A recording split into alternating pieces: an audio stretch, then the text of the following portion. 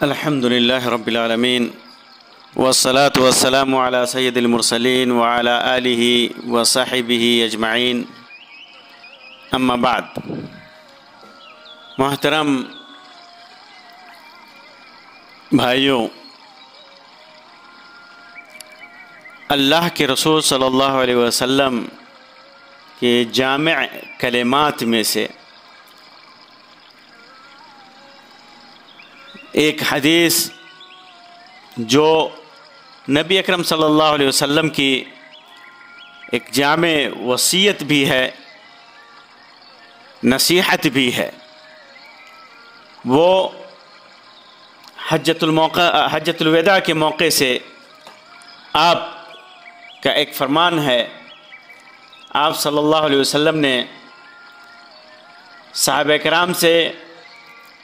پوچھا کہ کیا میں تمہیں مومن کے بارے میں نہ بتلا دوں کہ مومن کون ہوتا ہے؟ پھر آپ صلی اللہ علیہ وسلم نے فرمایا کہ مومن وہ ہے من امنہ الناس علی اموالہم وانفسہم، کہ مومن وہ ہے کہ جس سے لوگ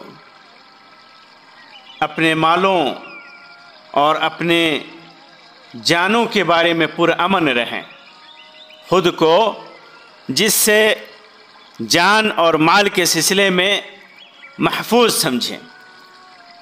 والمسلم من سلم الناس من لسانہ ویدہ، اور مسلم وہ ہے کہ جس کے شر سے، جس کی برائی سے، جس کی تکلیف سے، یعنی جس کے ہاتھ کی برائی اور جس کی زبان کی برائی سے، شر سے لوگ محفوظ رہیں، یہ مسلم ہے۔ والمجاہد من جاہد نفسہ فی طاعت اللہ، اور مجاہد وہ ہے جو اللہ کی اطاعت کے سلسلے میں اپنے نفس سے لڑے۔ اس کا نفس کسی چیز کو، اللہ کی اطاعت کو، کسی نیکی کو ناپسند کرے یا کرنا نہ چاہے تو اس نفس سے لڑے، اور اس نیکی کو اور اس امر کو جو اللہ تبارک و تعالی کی اطاعت کے لیے ہے، نفس سے لڑ کر اسے انجام دے۔ والمہاجر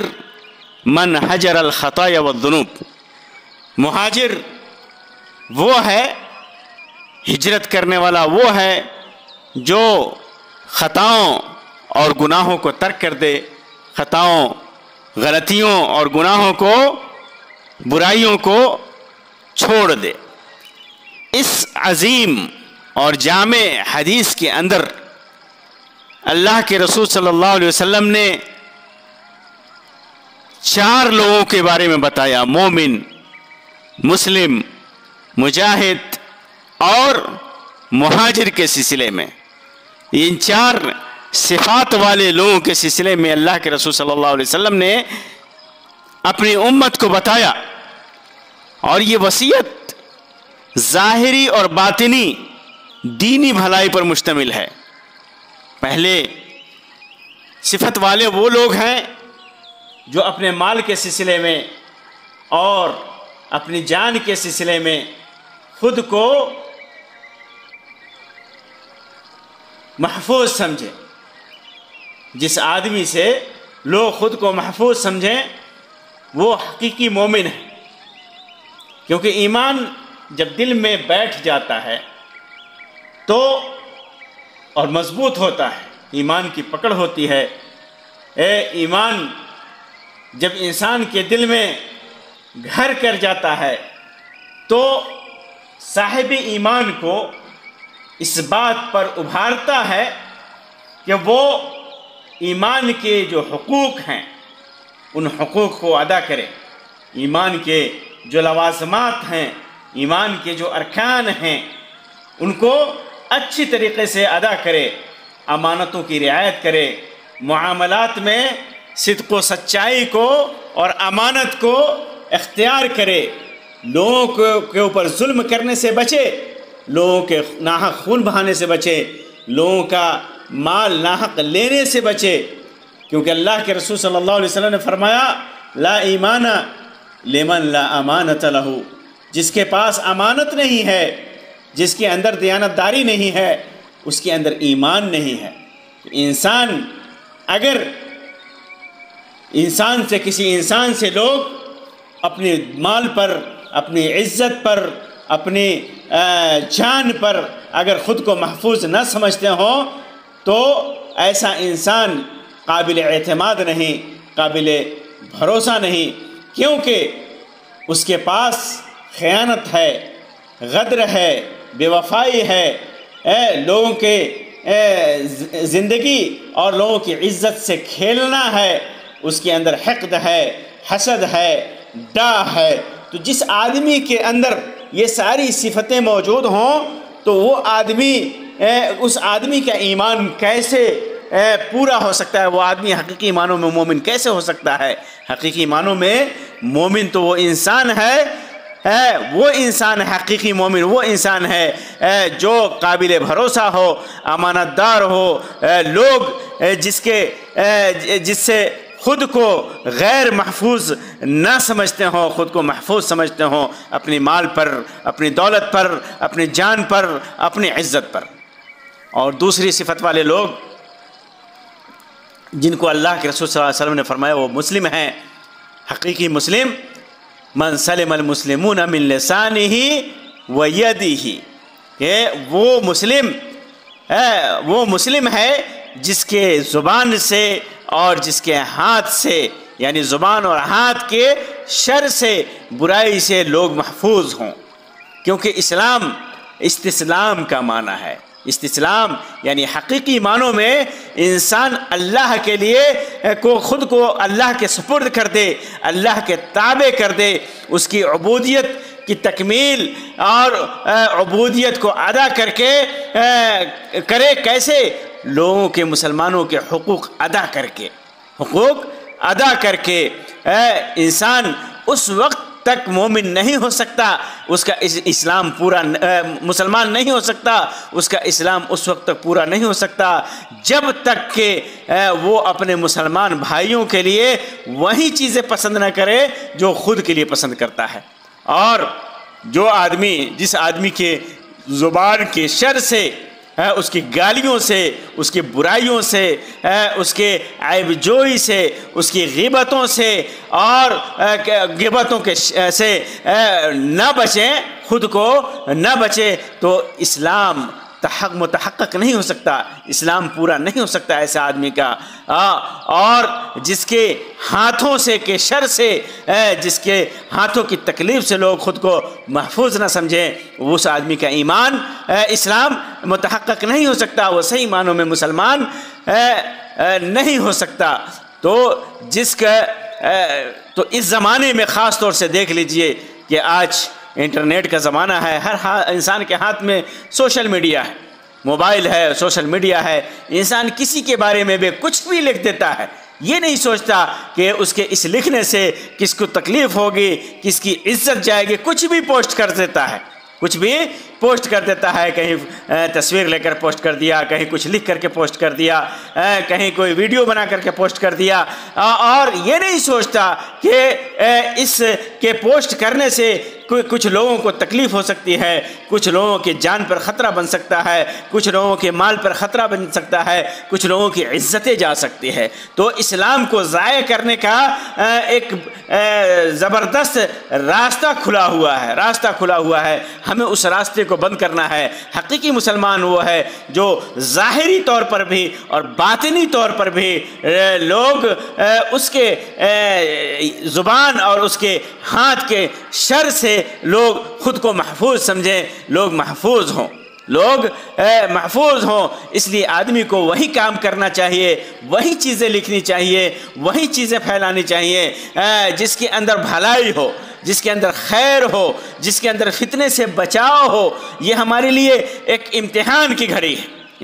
گھڑی ہے کہ کیسے ہم اپنے اسلام کی تکمیل کریں۔ تیسری چیز اللہ اور تیسری وصیت جو اللہ کے نبی صلی اللہ علیہ وسلم نے کی اور فرمایا کہ والمجاہد من جاہد نفسہ فی طاعت اللہ، حقیقی مجاہد وہ آدمی ہے جو اللہ کی اطاعت میں جہاد کرے، اپنے نفس کو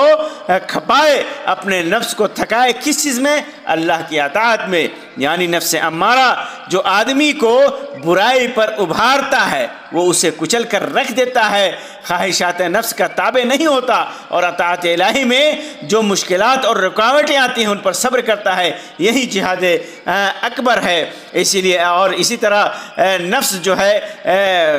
کوتاہی کی طرف، سستی کی طرف، بھلائیوں سے، خیرات سے، عبادتوں سے، نیکیوں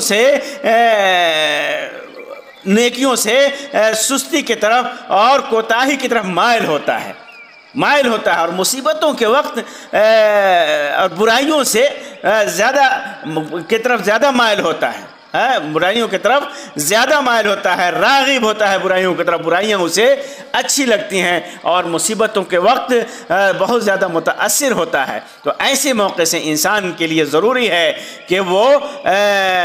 صبر کرے اور اللہ کی اطاعت پر اپنے نفس کو کنٹرول کر کے تھکائے اور اللہ کی اطاعت پر ثابت قدمی کی کوشش کرے، اپنے نفس کو اللہ کی اطاعت پر ابھارے، اس پر صبر کرے، اور اسی طرح اللہ کی معاصی سے، اللہ کی نافرمانی سے اور گناہوں سے اپنے نفس کو روکے، کنٹرول کرے اور ان گناہوں سے بچے، اور صبر مصیبتوں کے وقت صبر پر ابھارے نفس کو اور صبر کرے۔ یہ اطاعتیں اور نیکیوں کا کرنا اور برائیوں سے بچنا اور تقدیر پر صبر کرنا، یہی حقیقی معنوں میں جہاد ہے۔ اور آدمی جب اپنے نفس پر کنٹرول کر لے گا تو وہ کہیں بھی کسی بھی دشمن سے لڑ سکتا ہے، برائیوں سے بچنے پر نفس کو کنٹرول میں رکھے، صبر پر کرے اس کو، اور اس پر ثبات قدمی کے ساتھ جمے رہے اور اچھائیوں پر نفس کو ابھارے، برائیوں سے روکے اور مصیبتوں پر صبر کرے۔ تو جب بھی مسلمان دشمن کا سامنا کرے گا تو پھر وہ اللہ تبارک و تعالیٰ کی نصرت اور فتح کا حقیقی حقدار ہوگا، کیونکہ تاریخ نے ہمیں دکھایا ہے کہ جب مسلمانوں نے خود کو برائیوں میں ملوث کیا ہے ان کا نفس کمزور ہو گیا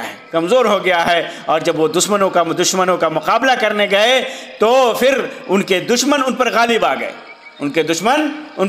آ گئے۔ علامہ ابن تیمیہ رحمہ اللہ کا ایک قول ہے،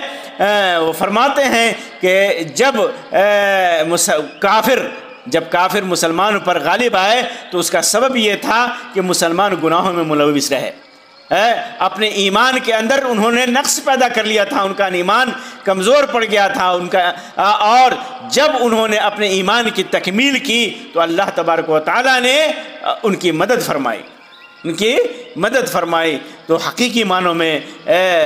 مجاہد وہ انسان ہے جو اللہ کی اطاعتوں پر اور بلائیوں سے روکنے پر اور مصیبتوں پر سے صبر پر نفس کو ابھارے، نفس کو کنٹرول میں رکھے، نفس کو ثابت قدم رکھے، خود کو ثابت قدم رکھے۔ پھر اس کے بعد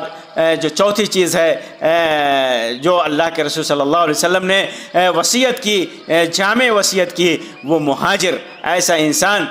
جس کی صفت مہاجر کی ہو، اصلی حقیقی مہاجر وہ ہے ہجرت کرنے والا، وہ ہے جو گناہوں کو اور برائیوں کو چھوڑ دے، برائیوں کو اور گناہوں کو چھوڑ دے۔ جو آدمی گناہوں کو اور برائیوں کو چھوڑ دیتا ہے حقیقی معنوں میں وہ مہاجر ہے۔ یہ ہجرت یہ فرض عین ہے، ہر مسلمان کے اوپر فرض عین ہے۔ کسی بھی حالت میں، کسی بھی مکلف سے، کسی بھی مسلمان سے، کسی بھی حالت میں یہ ہجرت ساقط نہیں ہے، ہر حال میں فرض ہے۔ کیونکہ اللہ تبارک و تعالیٰ نے گناہوں کو اور برائیوں کو ایک انسان کے اوپر حرام قرار دیا ہے. اللہ اپنے بندوں کے اوپر شرک کو حرام قرار دیا, بدعت کو حرام قرار دیا, محرمات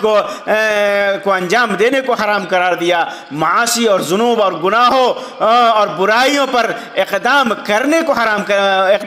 حرام قرار دیا, اور ان کے اوپر یہ واجب قرار دیا کہ وہ اللہ کی اطاعت کریں اور رسول اکرم صلی اللہ علیہ وسلم کی اتباع کریں. تو انسان ہجرت کا مطلب کیا ہے کہ ایک چیز کو چھوڑ کر کے انسان دوسری طرف جائے, ایک شہر کو چھوڑ کر دوسرے شہر تک جائے, ایک چیز کو چھوڑ کر کے دوسری چیز کو اپنائے, یہی تو ہجرت ہے. تو انسان اپنے دل سے ہجرت کرے, کس چیز سے؟ غیر اللہ کی محبت کو چھوڑ کر, غیر اللہ کی محبت کو چھوڑ کر اللہ کی محبت کی طرف ہجرت کرے. اللہ کی عبودیت, غیر اللہ کی عبودیت, غیر اللہ کی فریاد رسی, غیر اللہ کی عبادت کو چھوڑ کر اللہ کی عبادت کی طرف جائے, یعنی شرک کو چھوڑ کر کے توحید کی طرف جائے, بدعت کو چھوڑ کر کے سنت کی طرف جائے, غیر اللہ کا خوف چھوڑ کر کے, غیر اللہ سے امید چھوڑ کر کے, غیر اللہ پر توکل چھوڑ کر کے اللہ کے خوف اور ڈر کی طرف جائے, اللہ سے امید لگانے کی طرف جائے, اللہ پر بھروسہ کرنے کی طرف جائے, غیر اللہ سے جو دعا کر رہا ہے اسے چھوڑ کر کے اللہ تبارک و تعالیٰ سے دعا کی طرف جائے, غیر اللہ کے لیے جو سر جھکا رہا ہے اسے چھوڑ کر کے اللہ تبارک و تعالیٰ کے سامنے سر جھکانے کی طرف جائے. یہی برائیوں کو جو انجام دے رہا ہے اسے چھوڑ کر کے توبہ کر کے اللہ کے وحدہ لا شریک لہ کے خوف کی طرف جائے, اللہ سے امید لگانے کی طرف جائے, اللہ سے خشوع و خضوع کی طرف جائے, تذلل و انکساری کی طرف جائے. یہی حقیقی ہجرت ہے, یہی حقیقی ہجرت ہے. جو انسان اس ہجرت کو انجام دیتا ہے وہی حقیقی معنوں میں مہاجر ہے, وہی حقیقی معنوں میں مہاجر ہے. میرے بھائیوں, یہ اللہ تبارک و اللہ کے رسول صلی اللہ علیہ وسلم کی ایک جامع وصیت ہے مسلمانوں کے لیے, مومنوں کے لیے, کہ حقیقی معنوں میں وہ مسلمان اور حقیقی معنوں میں وہ مومن کیسے ہو سکتے ہیں. ہمیں اس وصیت کو, ہمیں اس نصیحت کو دل میں بیٹھانا چاہیے اور اس پر مکمل طریقے سے عمل کرنے کی کوشش کرنی چاہیے. اللہ تبارک و تعالیٰ سے دعا کرنی چاہیے کہ اللہ تبارک و تعالیٰ ہمیں حقیقی معنوں میں مومن, مسلم, مہاجر اور مجاہد بنائے. آمین یا رب العالمین. وآخر دعوانا ان الحمدللہ رب العالمین وصلی اللہ علی خیر خلقہ وسلم. والسلام علیکم ورحمۃ اللہ وبرکاتہ.